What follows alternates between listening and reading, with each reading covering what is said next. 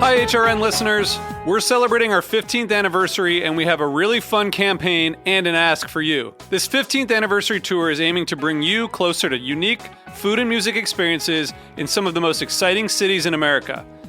All the while, we're raising funds to support our work empowering the next generation of food systems storytellers through our fellowship programs. Here's how it works. Donate to HRN and be entered into a raffle in the city of your choice to win a dinner for two at a noteworthy restaurant and tickets for two to a concert at a prominent local venue. We have incredible partners in New York, Los Angeles, Philadelphia, Nashville, Las Vegas, Charleston, Asheville, and Ardmore, Pennsylvania, who have donated a meal for two and two tickets to a concert of the winner's choice. And all donations help fund our fellowship programs, where we're helping to build essential workforce readiness skills and food system storytelling skills. Check out heritageradionetwork.org/15 to donate and enter to win today. That's heritageradionetwork.org/15. Thank you. This episode is brought to you by Rancho Gordo, growing the best and most interesting heirloom beans available. Learn more at ranchogordo.com. This week on Meat and Three, we're spotlighting the people, dishes, and ingredients decolonizing food. We're looking at our Thanksgiving plates and beyond to explore efforts to reclaim food sovereignty in Native American culture, the African diaspora, and Puerto Rico. I believe that oyster dressing is like the consummate side dish for an amazing fried turkey. What we're doing there is just working the land, and we're laughing, and we're creating a space for joy. And it's in that healing occurs for us. Tune in to Meat and Three, HRN's weekly food news roundup, wherever you get your podcasts.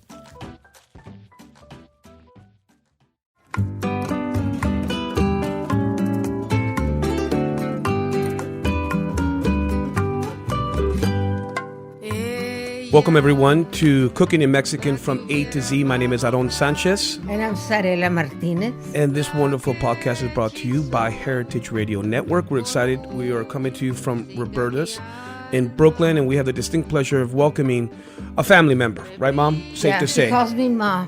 Exactly. This is one of the people that I consider not only my hermano, I respect him immensely for who he is and how he supported our family throughout the years. We've cooked together. We've been in the trenches together. We've known each other forever. And who I'm speaking of is John Mooney, Chef John Mooney. He's the chef and owner of Bell Book and Candle in the West Village in New York City, as well as a wonderful restaurant in Washington, D.C. called Bidwell. The Bidwell, exactly. John is one of the few chefs that I know that can literally cook and play with so many different cuisines all over the world, and he does it with such skill and grace, and he's just an unbelievable man. He has a rooftop vertical garden for herbs and for vegetables. He is really somebody that's extremely invested in sourcing local, organic, and sustainable ingredients, and he's come up with a very ingenious method of growing that he's going to touch upon. What we're going to be focusing on this podcast is Mexican herbs and wild greens.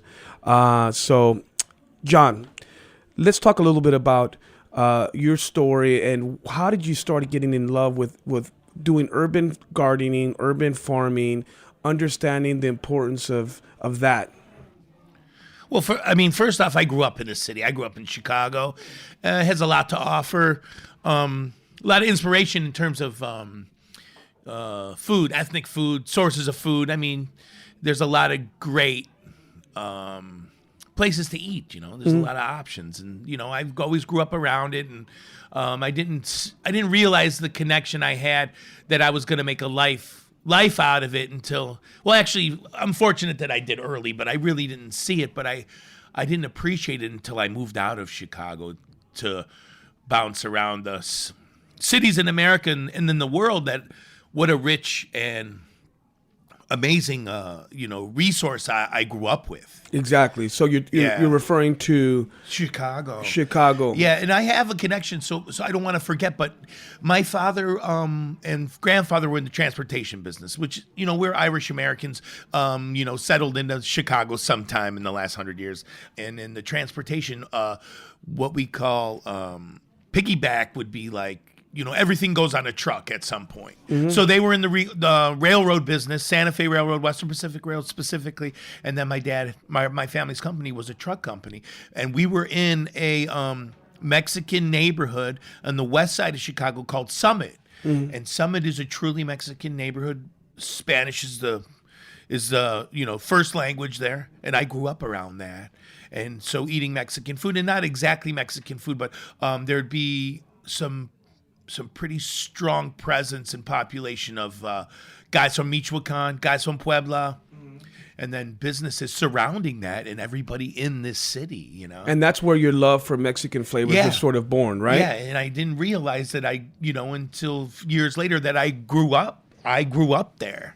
I love it. Yeah. So, being a cook and then this whole process of evolution of submerging yourself in food, you look for source of ingredients, and eventually through evolution, you become the source. And that's just how it all came naturally. It wasn't this long thought out thing. It's like, where can we get the best, keep the prices down, and keep it as close to home as possible until you eventually put it right on location. So you wanted to be able to be the source, cut out the middleman, so to speak, and then also have a very invested hand on the quality and the growth of your product. So you came up with an ingenious system. Can you tell our listeners what that system is? Yeah, and that was just a solution to some problems I was having. So I had a restaurant down in Orlando, Florida, which is a great sunlight source, but I don't think a lot of people know that even though it is one of our larger growing states, sunshine state, that it has a load of issues when it comes to pests and disease, when it comes to trying to grow all year round.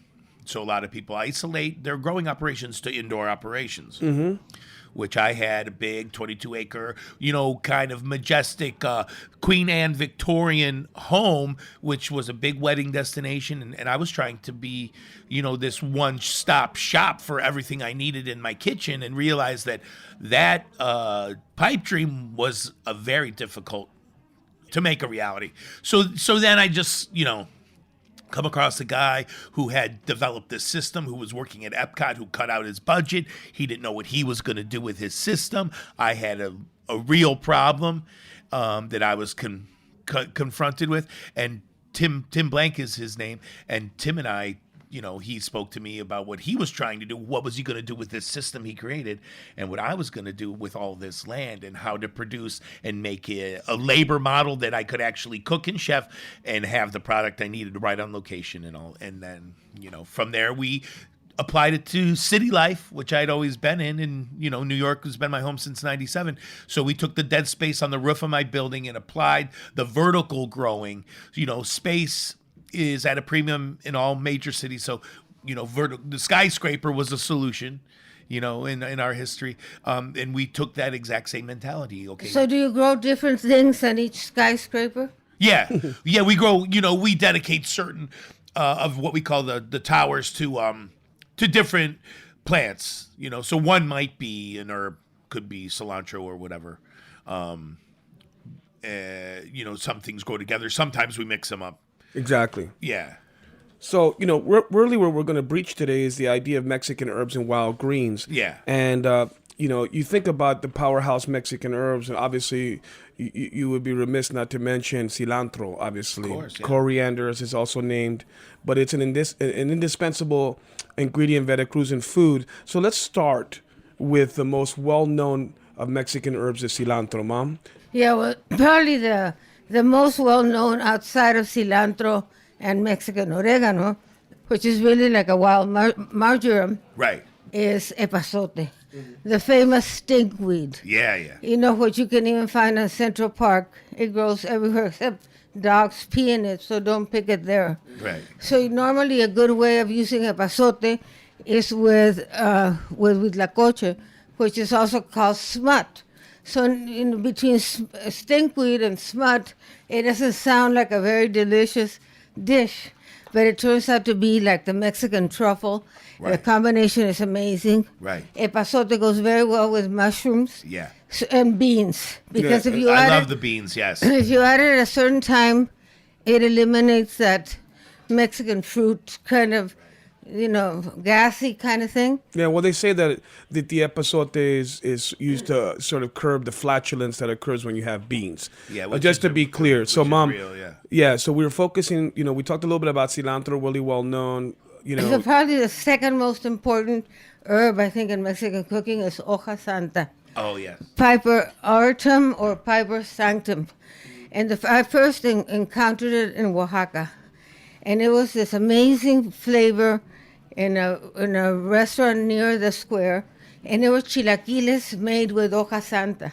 And describe the flavor profile, Mom. Anise. Anise, right? Right. So it reminiscent mildly of tarragon, if you will, but a completely different flavor. Talk a little bit about the lore behind hoja santa and why it was called that. Yeah, we were or at the holy leaf. Yeah, we were at the market, and one of the ladies said to me, "You know why it's called hoja santa? Because the Virgin Mary was very poor, and they only had one set of diapers for the baby. So they would wash them, and the bush was very big, and they would spread them out there, and the diapers would dry very fast, and they gave it the name of hoja santa, holy leaf." Wonderful. And it's also known as acuyo in Mexico. Yeah, and it's like, when I first started serving it, nobody liked it because it was so anise flavored. And what I would do is that I would take the hoja santa, fill it with cheese. When you put cheese on anything, people like it. Some strips of chili, fold it and grill it, and serve it over a tomato sauce. All of a sudden, everybody was having that. So hoja santa I remember I went into one of the shows with Regis Philbin, and he said, "So do you adapt the food to the taste of the locals?" And I said, "No, I cook it the way that I cook it, and if they like it, great, and if they don't like it, too bad." Yeah. So we're talking about epazote, the different ways of using that prior. Now hoja santa, this really special herb. It looks like a lily pad if you ever seen it out there in the market. It's wonderful. Anise flavored, used for many different applications. You can make tamales with it. Sometimes I use fresh masa and then just cover and envelop the masa with the hoja santa and let that steam, and it imparts a wonderful anise flavor. And it's truly something magical. So my mom's actually made a puree with it. With maybe a little olive oil, a little garlic, and then serve that in marinated cheese with it, right, Mom? Yeah, little bocconcinis. Yeah. I make this. I do this with all my herbs. I make herb purees. I take one garlic clove in a food processor with a teaspoon of salt, kosher salt, puree it, and one jalapeno, puree it, add the herb, whatever it is, drizzle in olive oil, and I have this amazing flavor thing that I could add like this, or I'd like to marinate cheese or something else, or put it on fish if I'm going to bake it. It's like the most wonderful little tool there. So John, Yes. so talking about your vertical growing operation, you've always had this strong affinity for cooking Mexican flavors. Yeah. You and I have the distinct pleasure of having one of the same mentors, Mark Miller. Yes. You work for him at Red Sage. I work for him in San Francisco at Lung Bar. He is a mad scientist, sort of scholar with food. Infomaniac. Yep, exactly. Infomaniac. And talk to me a little bit about some of the stuff, the greens and herbs that have been allowed to proliferate in your vertical growing system that you've had. Which is some of the stuff that's been successful that you've seen do really well? Well, most things do really well. But because there's no resistance from soil, they pull their nutrients quicker. So, for instance, a head of lettuce typically grows in maybe start to finish about 100 days. In the system, I'd have it start to finish in about 60 to 70 days. So it's a more rapid growth, which is great benefit. It's actually easier to maintain. You're not connected to dirt, so it's a little cleaner. But it's also because it's right in front of you and you're not down on the ground on your hands and knees, pruning and all those things are easier to maintain. Just one little mild benefit. But you can plant multiple seeds in one little what we call it's a rock wool. It's spun silicon, so that gives you the medium to grow in. So you put a bunch of seeds in there, and you basically make bunches. So, for instance, my mixed greens are mixed greens because I grow a head of 5 to 7, 8 different seeds, and then. So you're crossbreeding in essence. Well, yeah, they're not pollinated, crossbred, but yeah, they're growing together in the same thing. And so the cluster. You get a head. Yeah, you can do that with herbs too. And That's wonderful. Yeah, and we grow a bunch of different varieties of things, and some things you have to look out for is climate, heating and heat and cold and all that. But I mean, most herbs grow really well. Were you inspired at all by Xochimilco, the chinampas in Mexico City, where they grew in like a little bit of water? It's like hydroponic. Yeah, well, that's the other thing is the benefit of requires very little water. But So it's green in essence in a lot of ways, and with no pun intended, right? It's very green, low impact on the environment, right? Yeah. Now, have you felt there's been a sacrifice in flavor at all from something being grown in soil versus your method? No, in the like in the wine production world, the terroir is everything comes from the soil. So because we don't use dirt doesn't mean we don't have the elements of soil, because there's a suspension of nutrients that gives it all the things a soil would have. So we can model that, like if we were getting really particular about the terroir. But I've experienced no, side-by-side taste comparison that would say, it's better or flavor's different in any way. I wonder if that would, the thing that you're growing different lettuces in one little place would apply to this tradition in southern Veracruz of cooking with herbs. They don't cook with spices there at all. They cook with herbs that are called hierbas de guisar. Sure. And it's got cilantro, culantro, this thyme, because they cook a lot with thyme. Yes. And everything's in a little packet. You buy it, and then you cook with that and not add any spices. Just add the bundle of herbs. Yeah, like a sachet in European cooking. And I love the term when we initially spoke about the beans, is the sachet, the stewing herbs. Yeah. Yeah. And I think there's something to be said about there's an array of herbs that you can cook with that can withstand a long cooking process, and there's herbs that you add to accent flavor at the very end before you serve.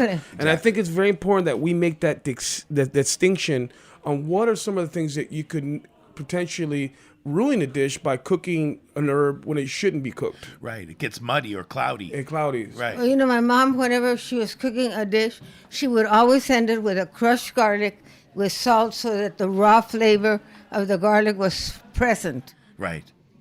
Yeah, so, the idea with herbs, there is some herbs that can withstand a long cooking process. You mentioned the one herb that I would really love to touch upon really quickly is called culantro. It's also known as recao.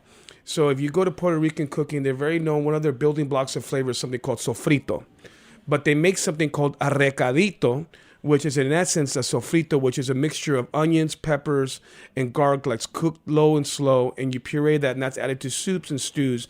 But they have a version of that called recadito, which is a cilantro, which is a lot more durable, culantro, which is a lot more durable version of cilantro, and they puree that, and it really is a beautiful building block for flavor. Yeah. Well, the thing is that, like in Veracruz, they grow allspice, which is the only native spice in Mexico. Okay. But they don't necessarily use the allspice to season. They use the leaves of the tree to season, which is very, very subtle. Yeah, absolutely. Pimienta de bola.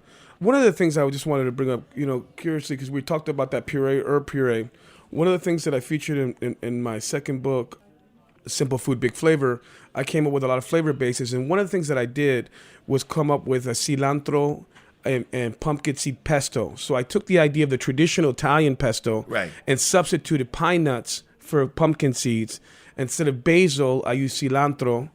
And one of the things that I do is I add a little bit of vitamin C powder or a tablet of vitamin C, and it helps your pesto from oxidizing, and you actually get about that's a great idea. You get about 5 more days of actual green, vibrant pesto if you add a little bit of vitamin C. So that's a little tip for everybody that's making the pesto. Even if it's a Genovese pesto, which is really traditional, put a little bit of vitamin C powder. It won't alter the flavor, but allow it to be greener. You know, the other herb that I love is that little baby cilantro that you can find now everywhere. Right, yeah. You know, where you want to eat the root.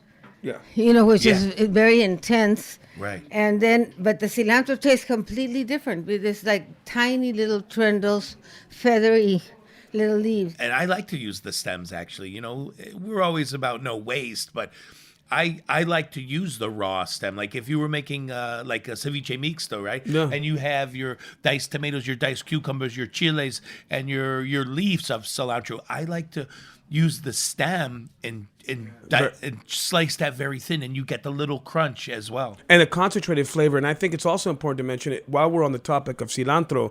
Cilantro is one of the few fresh herbs that it's encouraged to use the stems. Right. You wouldn't do that with something like Italian flat leaf parsley Or where it's- rosemary. or rosemary Yeah. or thyme, where it's extremely woody, fibrous, and bitter. Yes. Cilantro separates itself from the pack because you can use the stems. Well, since you mentioned rosemary, one of my favorite dishes that I borrowed from Paris is that I take like long shrimp head on, stick a yes. rosemary I stick know where through you're the whole going. body, Right. brush it with garlic and olive oil, let it marinate, and then grill or pan fry. Yeah. So now that I think we've understood a little bit of the Mexican herb world, right? I mean, we have some more herbs that I think are worth mentioning. Let's talk about something like pepicha or papalo. Yeah. Or some of these different herbs that are Chipilín. Chipilín.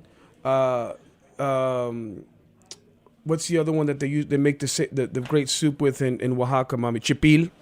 Chipil. So there's a lot of these very different herbs that are more obscure that have a huge impact in Mexican cooking. So you're talking about an herb like pepicha, which looks like this little sort of stalk with these little baby kind of rosemary-looking leaves, right, Mom? Very intense in flavor, very anise flavor, but very in your face. There's an herb called papalo for everyone. They look like little sort of almost clover leaves, and they're used a lot to refresh the palate. It's kind of challenging to cook with them. If you go to to Toluca, and you have the famous chorizo verde, the green chorizo, Longaniza. the longaniza that they make there, which is one of the only places in Mexico where they make green chorizo. It's very typical because it's kind of fatty and greasy. They'll serve you some papalo on the side after you've eaten one of these tacos to clean your palate. It's almost like pickled ginger in sushi. So the papalo is really fantastic. So seek that out as well. You want to talk briefly about the chipil, Mom? Yeah, because, you know, that was one of the first things that I discovered when I got to New York. Because I started to go to Queens, to some of those stores, and they had it frozen. And one of the things that I had in Oaxaca were tamales de chipil. Mm-hmm. So you make the tamal dough, as we spoke yesterday, 1 pound lard to 3 pounds masa. And then you fold in the chepiche raw, you know, this particular herb, and then you steam them and everything. If you have anything left over, you slice it, saute it in a little bit of butter, put cream and cheese on top, and you make a casserole with it. Oh, with And chipil. Yeah, with the tamales. Yeah, with tamales. So, and this brings me on to something that I really want to make we can transition into the greens, okay? In Mexico, you know, a lot of herbs can be used in a green sort of capacity as you would a Swiss chard or an escarole or some of the more cooking greens. And let's talk, Mom, about the idea of what we call quelites in Mexico, and the idea of using wild greens and what those different variations and forms that the quelites come in. Lamb's quarters. Yeah. I mean, that's What's what it translates into lamb's quarters. Mm-hmm. What other things? Yeah, well, I mean, you talk about quelites. It's sort of a very wild green. A wild green, a dense green that is more akin to being able to be cooked. Like spinach. Like a spinach or a Swiss chard or a chicory. One of those. A collard. And Mexico has a beautiful array of different wild greens that are utilized a lot. And I think it's really important. I think, you know, my mom had a recipe at a restaurant where she would basically cook escarole or chicory with pico de gallo, right, Yeah. Mom? and those were your quelites, and it was a great side. Yeah, that's one of the flavor principles that I like a lot, like a salsa. Onions or scallions, garlic, and tomato. And you take that, saute that, you can cook zucchini, you can cook greens, you can cook anything and have a vegetable dish on your table in 10 minutes. Yeah. Now, John, have you played around with a lot of different greens, Mexican greens in your time? I mean, they're hard to come by, but what is your affinity to cooking the greens? Have you made casseroles with them? Have you made, what are some of the different applications you've used? Yeah, I mean, when I look at something, a term I've been using lately is like the vertical integration. Okay, so you start with a seed and then the leaf and then raw and then cooked. So I look at it, how many variations can we use this? How is it done well? How do we apply it? It's like if you have some ingredients that you've never worked with it, you don't have a reference point or an education to it, then, in the kitchen, we experiment. You just kind of go with what you know. So you start to use it in different things. Now, I don't have anything that comes exactly to mind, but I love to braise greens, though.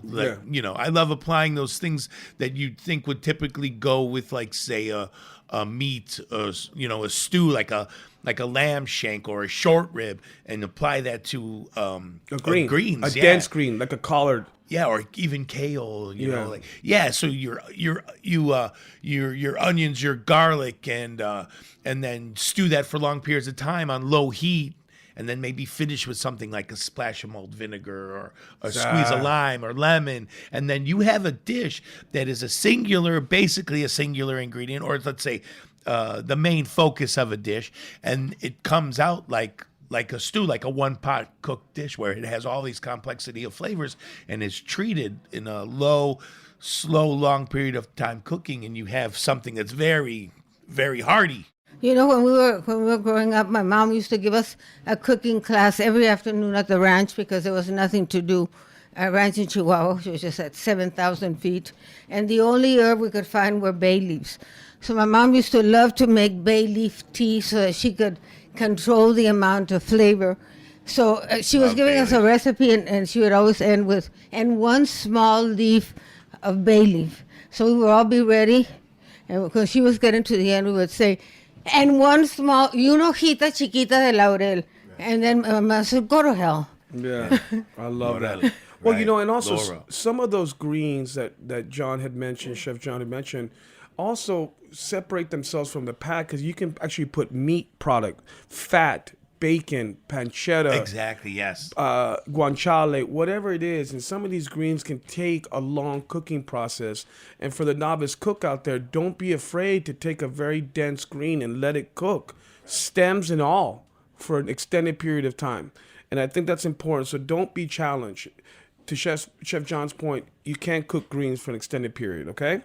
One of the herbs that I really want to talk about that I think is very unique and is an absolute beautiful element of Mexican cooking is the dry avocado leaf. Oh, yes. And I really want to touch about that, fresh or dried. And Mom, I'm hoping that you can kind of shed some light on this wonderful ingredient. Oh my God, I could talk about avocado leaves all the time. And there's a little town in Oaxaca called Sole de Vega. And there they make these tamales with a regular dough between two avocado leaves. And then you steam them. And the flavor is intense and absolutely wonderful.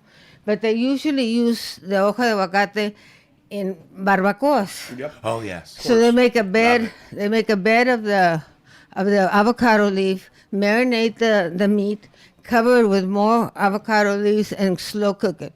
And that's one thing that you can do at home. You can just get a big pot and cook. There's one use for that slow cooker that somebody convinced you to buy, and that you never use. Right. Yeah. So you're saying that some people get those little the crock pot slow cookers. This is an opportunity to use it and put some of that avocado leaves in that slow beef braise or lamb or whatever you have. Yeah. And then cook it slowly because it's so aromatic. Yeah. But let's go a little bit deeper into avocado leaves, Mom. So, I mean, for people, avocado leaves can be poisonous if they're fresh. I didn't know that. Yeah. And what's the Spanish word for the avocado leaf? hoja de aguacate. So I think it's important to mention that, if you have an avocado tree at home, just don't start yanking off leaves and thinking you're going to be okay. The drying process renders it palatable and consumable. Well, it depends on the avocado variety. Yeah. The only ones that are edible are the Hass and the Fuerte. Yeah. Those big ones are not edible. And granted, you would have to eat a whole sack full of them for it to be poisonous. You wouldn't want to eat them in any case. Exactly. Now, what do avocado leaves look like? So everyone knows. They look like a huge bay leaf, right, Mom? Yeah, exactly. Yeah. They're green and big. I mean, when they're dry, they turn color. They look more like a very light green, like a fatigue color, if you will. Exactly. And but they're easily available. And for everyone out there that wants to experiment with this ingredient, more than likely, 99% of the time, you're going to find it dried. So just be aware of that. It looks like an oversized bay leaf. It's available on many different outlets, Mexican grocer. Just look it up. It's a great ingredient. Think of it as a bay leaf, but it's essential. They're primarily used for barbacoas or for braises. They impart a beautiful anise-flavored, very aromatic, as my mom said, and it's something that I really encourage all of you guys. If you have a great braise recipe, put some avocado leaves in there. Yeah, a bed. A bed. Exactly.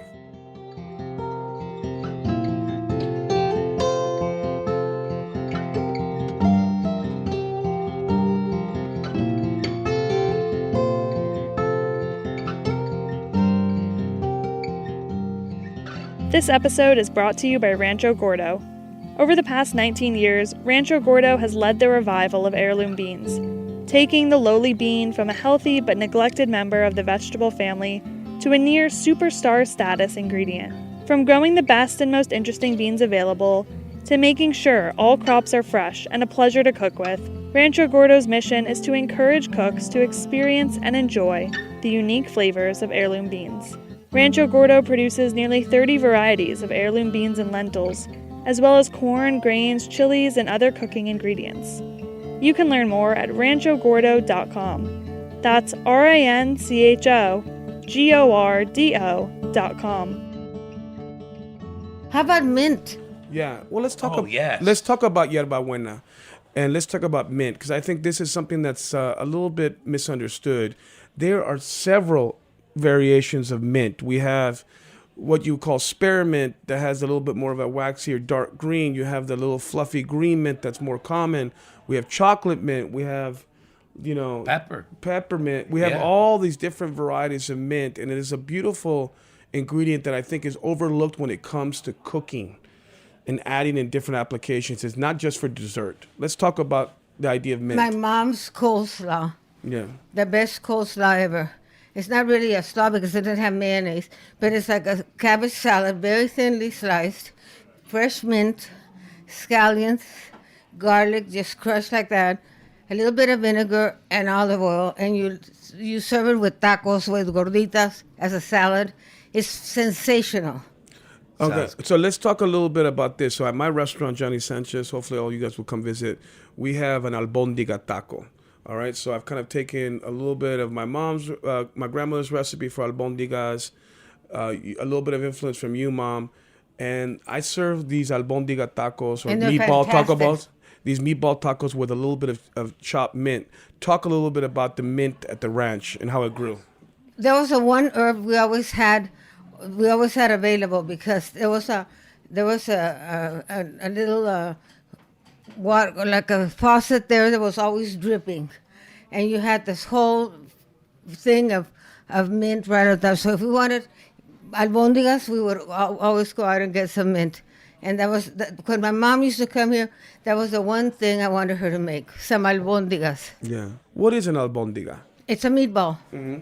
And we used to have an aunt who was kind of chubby, and we still call her the albóndiga.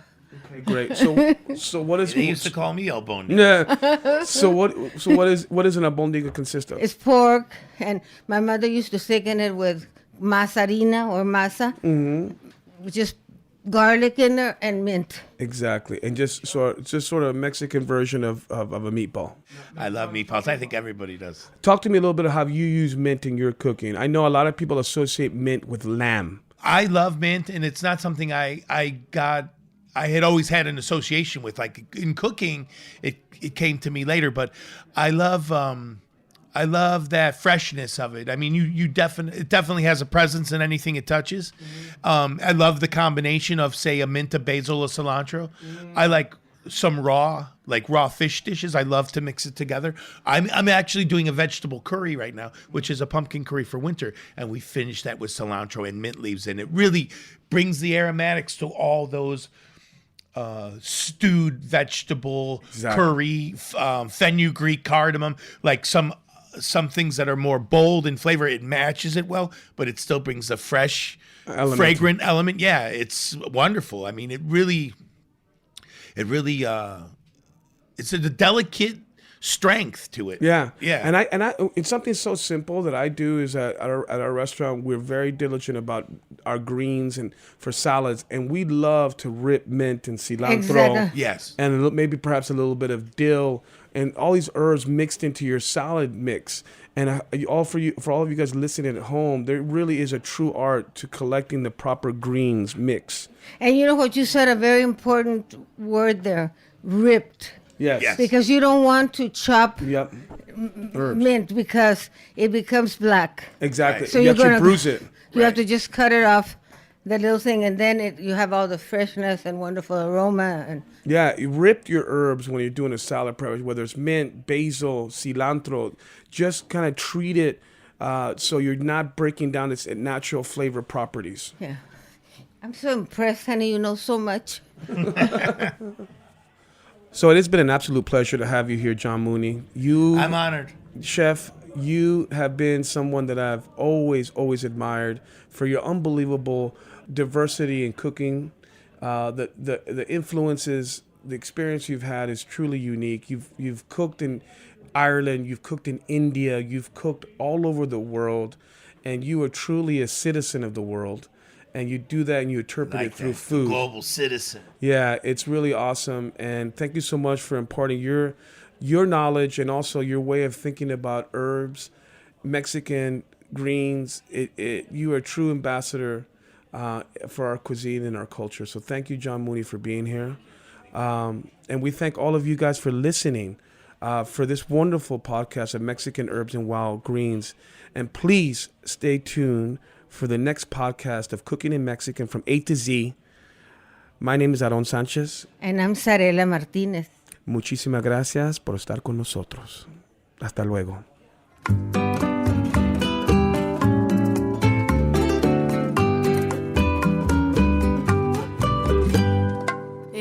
Cooking in Mexican from A to Z is powered by Simple Cast. Thanks for listening to Heritage Radio Network, food radio supported by you. For our freshest content, subscribe to our newsletter. Enter your email at the bottom of our website, heritageradionetwork.org.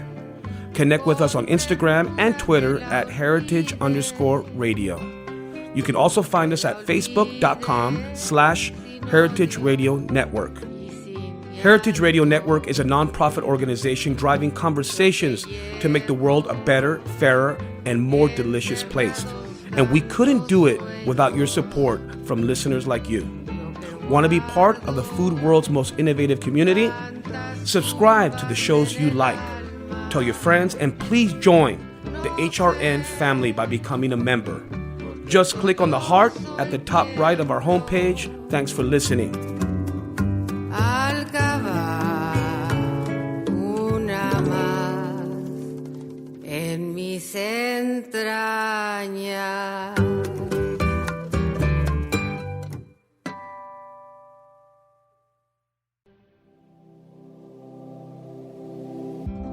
Hey there, I'm Lee Ullman here with some big news from the National Young Farmers Coalition. We're partnering with Heritage Radio Network on a special season of The Farm Report. It's all about what's happening with the Farm Bill and how it impacts farmers and eaters. I am growing diversified vegetables on land that's been in our family for 150 years. And so with the pandemic, gentrification, property values going up, we had to sell the land and we lost it. Join us as we uncover the untold stories behind this massive piece of legislation that shapes how we grow our food what we eat, and so much more. The problems we have had, those are things that come from earlier Farm Bill and USDA policy, right? Like Earl Butts, get big or get out. You know, it's my responsibility to know not only what I'm eating, but then like how that all came to be, and realize like, wow, like this piece of legislation, all this money, like it's technically something that I support as a taxpayer. While Congress debates the next Farm Bill, this is not just an invitation to listen. It's a call to action. Be part of the conversation. Subscribe to the Farm Report on Heritage Radio Network, wherever you listen to podcasts.